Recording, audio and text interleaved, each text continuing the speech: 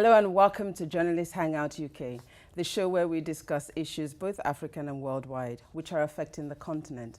And we look at how these issues are seen at home and in the African diaspora. I'm Priscilla Nwekbo and I'm pleased to welcome our panel, Vuyesewa Ngombongwana, broadcaster, Ayo Johnson, journalist and specialist in African affairs, and Tamazanga Joe, journalist and broadcaster. Welcome, ladies and gentlemen. Before we start the show, I'd like to take a moment to say that our condolences and our heart goes out to the people of Nigeria, the people in Plateau State, who unfortunately lost 300 people this week. And of course, not forgetting the unfortunate accident in Lagos that has also seen lives lost. Our condolences and our hearts are with everybody that are affected in this matter. So, ladies and gentlemen, we've seen that Ethiopia has been extremely busy, not only with infrastructural development, but we know that earlier in the year, the Prime Minister decided that he could not continue as Prime Minister as long as the people were angry and protesting against his tenure, so he stepped down. Since then, we've seen the arrival of a new Prime Minister, Abiy Ahmed, who has coming as Ethiopia's Prime Minister, and he is determined to reinstate peace in the Horn of Africa. And not only is he determined to reinstate peace, he's also trying to see how he can bring the region together. So let me come to you first, Vuyesewa. Whilst he was, as mentioned at the top of the show there, whilst he was at a rally, a bomb went off. Now, the concern here with this bomb going off is this a threat against real peace in Ethiopia, or is this just, one of those things? Are the old order really angry? Yeah, it's difficult to obviously pinpoint the exact details because, as far as I'm aware at this point, no one has actually put their hand up and declared crystal clear we did it. But at the end of the day, you can see the dynamic within Ethiopia is that the old order will not quietly sit by and accept these changes because they've spent so long ensuring they did not occur. Now, this guy coming in is bringing in the new. Now, it's inevitable. It's the usual dynamic that you see among African governments. The old order, literally in age, but also because of their vested interest and their military connections, particularly in Ethiopia. That is something that must be brought into mind. The Ethiopian military might is very much vested along with the interests of the old order that used to rule. Right. So what they will utilize to try and sabotage any kind of changes will be these kind of sporadic attempts at destabilizing. Okay. But overall, I think they are going against a trend that will topple them. Okay, interesting. Ayo, let me come to you. Do you agree with Vuyesewa first and foremost that the old order are angry and they're obviously trying to topple every attempt for peace? I would have thought the whole of Ethiopia would have welcomed this. Absolutely, you would have thought so. And in fact, Ethiopia is one of the countries that were never colonized, so they've got a huge, lovely spirit among themselves, and they are committed people. But if you can't bring the old and the new together, if you can't bring a people with you in terms of whatever agenda the government clearly has, in terms of the reforms they're asking for, then you would have discord. But at the central core of this all is all about the tribalism. You got tribal politics at play. You got smaller tribal groups who, for want of a better word, are running the country, and the larger groups, tribes, have not had any taste in politics at all. And that frustration, it doesn't really matter whether it's Ethiopia or any other country, you would always fester, and you would always have these problems where people are prepared to put the Prime Minister's life at risk. Right. Tam, let me come to you. What do you think would be the extent of his reforms? For instance, we've seen this week that a delegation are coming in from Eritrea. He has also said that he's going to go back to that agreement, the UN agreement in 2002 between Ethiopia and Eritrea. Do we see this reform being carried out extensively across Ethiopia, or do you think it's going to be stopped somewhere? I think Prime Minister Abiy of Ethiopia has already done a lot within a short time, and he has to act very swiftly when he's still within that window that you call political honeymoon. He is representing the major tribes that Ayo was talking about when you talk about the Oromos and even the Amharics saying that they've been excluded. But the outside world might not realize that these actual reforms were started by Desolan. When Desolan was still there, this is the reason why he left. He left because there was resistance to the issues that he wanted to bring about. He is the man that said political prisoners must be released. He also said that some of those torture areas must be closed. So the agenda for change is an internal agenda. But I think most importantly for Abiy is the impact he's going to have most is not necessarily in the whole country, but the Oromos and the other people who have often thought that they were excluded, who are now saying there's an opportunity. Without an election at all, there is now an opportunity to have the things they've been crying for over the years to be implemented. And he is the man to do that, which is the irony of what has happened in Ethiopia. Okay, I'm going to come back to you on that. I'm just going to hold this thought for just a second. But coming back to you, Visiwa, you know, as I made mention earlier, he's lifted the state of emergency. You know, he's going back to Eritrea too. There was an argument over a piece of land, an occupation over there. And Eritrea demanded that they must have that piece of land given to them, and Ethiopia was resisting all of this while. But now, having going back, do you think that he's going to be able to achieve that peacefully and be able to unite the two countries to begin to, for instance, have trade talks or begin to trade amongst each other? I certainly wish him well, because Eritrea has been isolated for so long because of their political stance in the bigger world picture. But if you look at the potential between Eritrea and Ethiopia, I mean, we're talking about the same people, really, at the end of the day. And that divide and rule policy that was implemented during colonialism is now crumbling because of the needs of both geopolitical areas, the urgent needs to satisfy the people, to create democracy, to feed the people, to stop them leaving their country and risking their lives to go to Europe to be unwelcomed in Italy. So they've got to deal with all those practical issues. And I love the coalescing of, it's almost like a generational thing happening, more forward thinking from the younger group who are seeing the mistakes of the older group and seeing no benefit for the majority. And they can see that everything will be lost if some compromises aren't made. And I do hope he can bridge a build between Eritrea and Ethiopia, but it's hard to gauge how successful he will be, because there'll be many attempts to sabotage that. Okay. Now, Ayo, you say there'll be no success. No, there'll be no success. Because, why would there be no success? Because at the heart of the, of course, you just mentioned that they're cousins, brothers, next door neighbors. At the heart of this is the fact that we've got a proxy war which has gone on for the last 20 years. And that proxy war is between the West and the East, between Ethiopia, that's supported by the West, and Eritrea, which is supported by Russia. And of course, whenever you have superpowers Are you suggesting that this is not a war between Ethiopia and Eritrea? Never was. Never was. But never it's could rather be. a war between the West and the East. Yeah, the East and the West kept the proxy nature of it going for so long, and they were financing it, supporting it. So the question is, has Russia reached the stage where it doesn't have the appetite to sponsor and effectively use its muscles in Eritrea?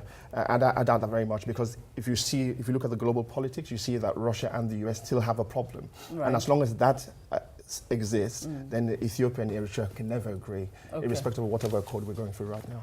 Coming to you, Tam, Ayo just said it, the external factors. This would mean that there are arms dealers that obviously benefit from these wars that continue to go on. But surely the whole of Ethiopia and most of Africa would benefit from the peace. Ethiopia had made up its mind to eradicate corruption and to develop Ethiopia, and they've been doing that, growing so fast as an economy and as a country. Do you think they're going to be able to stand up against these arms dealers and the external factors that are threatening their development and growth? Ethiopia's growth has been well over in the north of 8%, and it has been doing very well because of the connections. But the peace deal between Eritrea and Addis Ababa will actually threaten the political order in Eritrea, because remember, the leadership there at the moment are heroes of that war. Right. You have to go back to Mengistu's times and now his time to see what that relationship was all about. Afrik and others are not necessarily going to allow the dominance of a political neighbor in Ethiopia. So is this peace not going to affect, the external economy? Because, the next move for Ethiopia would be economics. the economic boost beyond what Ethiopia is already doing now is access to the sea, to the port. They will then need Eritrea, Djibouti. They will need to solve issues in Somalia to make sure that that region is peaceful enough for them to export. Ethiopia will be going, but my problem is if an election comes and Abiy is out, what happens then? I wish we could continue, because I think there's more to this that we didn't get the chance to look into. We're going to take a quick break now. We have plenty more to discuss, so please join us in a few moments.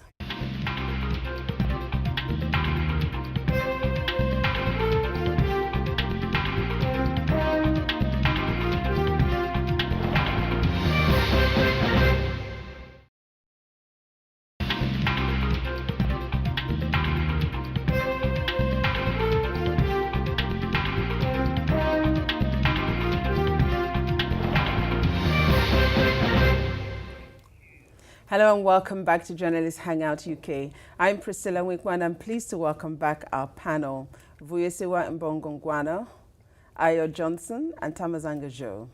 So, ladies and gentlemen, welcome back. We're looking at the other unfortunate incident in the southern part of Africa this week, which was that a bomb went off in Zimbabwe during the rally. Mr. President wasn't hurt, but his VP, I understand, sustained an injury, and 40 other people were also affected. Now, the concern here is that, you know, this may disrupt the elections in Zimbabwe. I'm going to come to you first, Tam. Is it likely to have any effect on the July election? The concern mainly about what happened in Zimbabwe is loss of life. 2 people died. It is the first time in that region where you have an assassination attempt in a visible manner. There could have been other things happening behind the doors, or maybe plots that were that gave way to whatever intelligence would have had. But this is the first time within the region that you had that outside what happened to Laurent Kabila.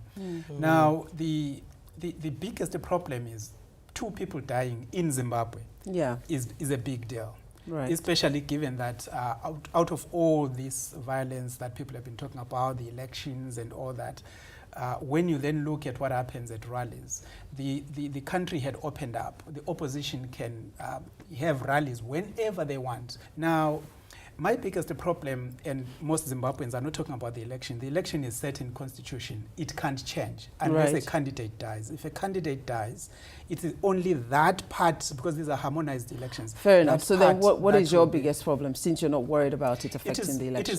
It is security in the country. It is the fact that Zimbabweans are peace-loving people. The fact that it also happened in Bulawayo, the capital of Matabeleland. People that love peace, and no one would have dared to say that it's got anything to do with the people who come from that region. And the president, I think, was right to condemn it, but also outrightly and immediately rule out the people of Matabeleland from being involved. That's interesting.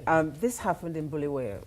And we know that Bulawayo is a strong MDC stronghold, and MDC being the opposition. And of course, Mr. President says they are his usual enemies who are, in effect, caused this. Do you agree with that? Or do you think that the other narrative that suggests that perhaps his usual ZANU-PF may have a hand in this? Well, I'll just go slightly back. So when Mugabe was taken from power, and of course the army involved, the first predictions I made back then, I said this would be the start of a whole series of problems for Zimbabwe, with possibly coup d'etats. Never did I think about a bomb, nonetheless. But seeing that it's happened, it also tells me that once the strong man has gone, we saw that in Gaddafi with Libya, once the strong man has gone, the era of invincibility goes, and everyone thinks they have a chance at that opportunity in taking the stakes. And the bar is raised that much higher, and you would have, I think Zimbabwe is going to go through a period of instability, and of course this has happened now is a huge worry. Right. Ayo is saying that because the strong man has gone. But then, you know, the current president was part of the old order. Indeed, he was the vice president with the strong man. So will that strength not continue with him being in position? The strength can continue, but it can't in terms of the policy that was being implemented by Mugabe. That's what Mnangagwa has learnt. By being the shadow for Mugabe in the background. He has learnt and watched where Mugabe kind of lost track. He wasn't reading the room, so to speak, with regard to actually understanding what his people wanted. Right. And when he lost track, his wife and her cohorts and the younger group took over. Now, what is happening is that that group is not quietly sitting back doing nothing. And what's happening is just the dynamic that occurs when a dictatorship, let's call it what it is, you call it a strongman dictatorship. Gaddafi was a dictator. He may not have started that way, but they become that way in order to coalesce power, and they compromise democracy for national unity.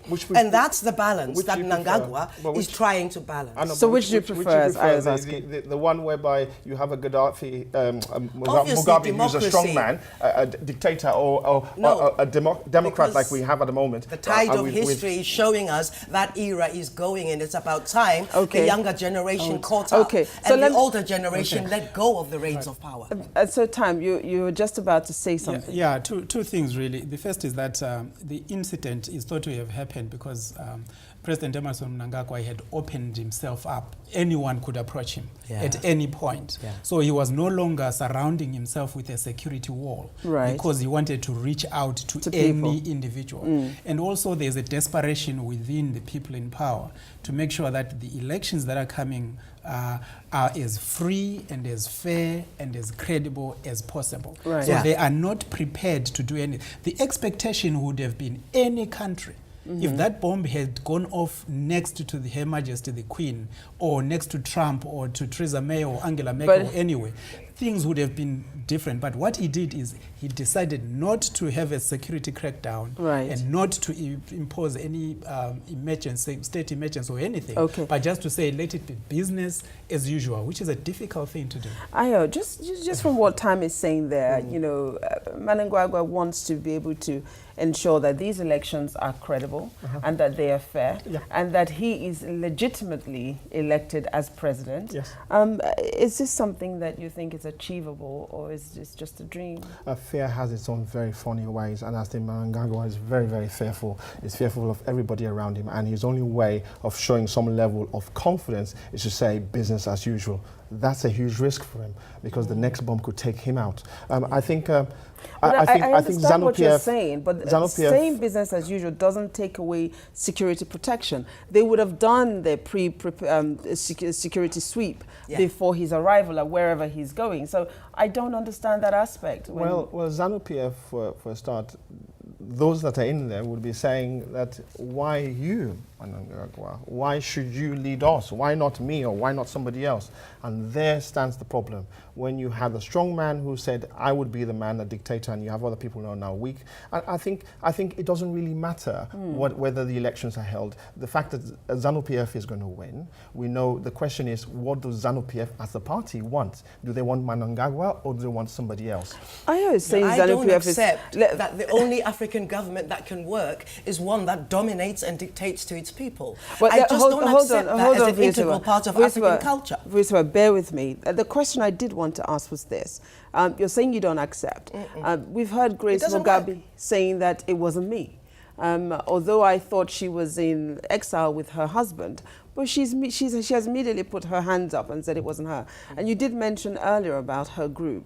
Now, are you suggesting that these groups, not just her group, but there are so many that have now risen, you know, their heads in Zimbabwe, wanting, of course, to bring change. Are you suggesting that these groups cannot come together and take out the ZANU-PF, as it were? This is the difficulty, but being an eternal optimist and understanding the strong ideological roots of ZANU-PF, they've got let's not underestimate the level of political education of that young group of cadres who are not seen and who don't get the headlines, but are watching very closely and analyzing and processing the dynamic, not just for Zimbabwe, but from Cairo to the Cape. And they are the ones who may not come forward in the next 10 years, but 20 years from now, those seeds are beginning to grow. And that's what's interesting to me about the struggle within Zimbabwe. The ideological battle hasn't been lost, but the practical application of it is something we haven't seen. That's why it's hard for us to get behind something we haven't seen yet.